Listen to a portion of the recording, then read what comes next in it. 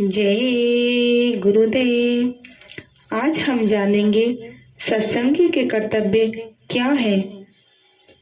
हर सत्संगी को हिदायत है कि वह अपने सत्संगी भाइयों के साथ सच्चा और निस्वार्थ बर्ताव रखे और अपने आप को जांचता चले कि मेरे में कोई अवगुण तो प्रवेश नहीं हो रहे हैं। सच्चाई का रास्ता साधक के लिए सुलभ होगा। साधन के वक्त साधक को चिंता नहीं व्यापेगी। साधन करते वक्त साधक मन तरंग के साथ उड़ने लगता है और जहाँ भोगों की वासनाएं लगा रखी हैं वहाँ विचरता रहता है। साधन करते वक्त साधक यदि समय की खाना पूरी करेगा तो उसका साधन कभी नहीं बनेगा। गुरु साधन के साथी हैं, ना कि वासना के। वासना का गुबार साधक के अंतर में मौजूद है। एक साधक जो कभी सिनेमा नहीं जाता है परंतु संगत में फंसकर सिनेमा देखने चला गया और असर यह हुआ कि साधक ने साधन करना छोड़ दिया और कुछ दिन बाद बदकारी में फंसकर अपने आप को पतन कर दिया। साधक को हमेशा बुरी संगति से दूर रहना अति आवश्यक है ताकि साधक के अंदर बुरी संगति का असर न हो। देखने में आता है कि बुरी संगति का असर जल्द हो जाता है।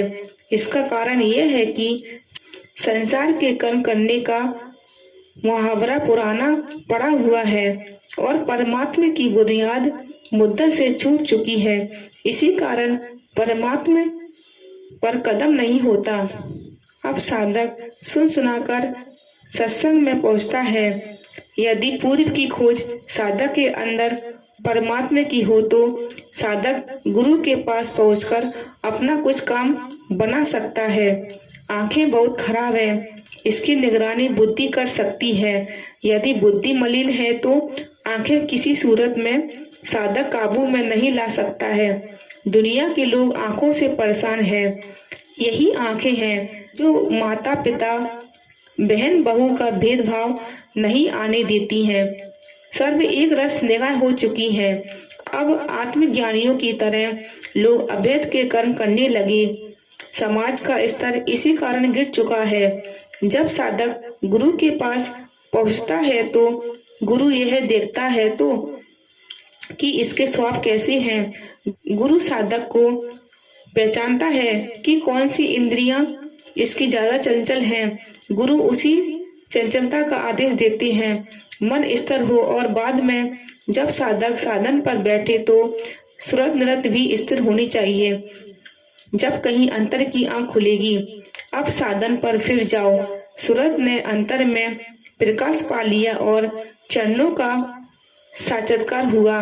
उस साधक के अंदर एक इस तरह की स्फूर्ति आती है और अपने आप को समझने लगता है कि मैं तन नहीं, धन नहीं, बुद्धि नहीं और कोई सामान नहीं। मैं एक आत्मा हूँ। मेरा रूप सच्चित स्वरूप है। मैं इन सबका दृष्टा यानी चलाने वाला हूँ। मैं अल्पित हूँ, अजन्मा हूँ और मेरा रूप सब में समाया है यानी मैं सब जगह हूँ। आत्मज्ञान इसी को कहते हैं।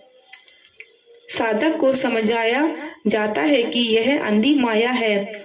इसने साधक के सूरत के ऊपर पर्दा डाल रखा है। जब तक साधक में पूर्ण अंग लेकर विरह उत्पन्न नहीं होगी तब तक यह अंधी माया का आकाश नीला है जिसमें चरण खिले हैं, नहीं टूटेगा। साधक को तड़प के साथ रोना होगा। जब रोएगा नहीं तब तक वज्र फाटक यानी पर्दा नहीं टूटेगा। इसी को कबीर साहब ने कहा है, बिन रोए नहीं पाइया साहब का दीदार। इसी का जिक्र गोस्वामी जी ने किया है। यह जड़ चेतन की ग्रंथि है, जीव के साथ बंधी है।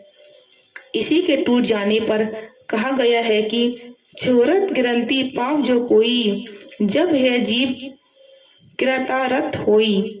साधक गुरु का पूरा बल और सहारा लेकर साधन शुरू कर दे और अपना इम्तिहान कराता चले। साधक का इम्तिहान गुरु ही लेंगे और किसी की हस्ती नहीं है जो साधक का इम्तिहान ले। गुरु हर प्रकार समर्थ है। जय गुरुदेव।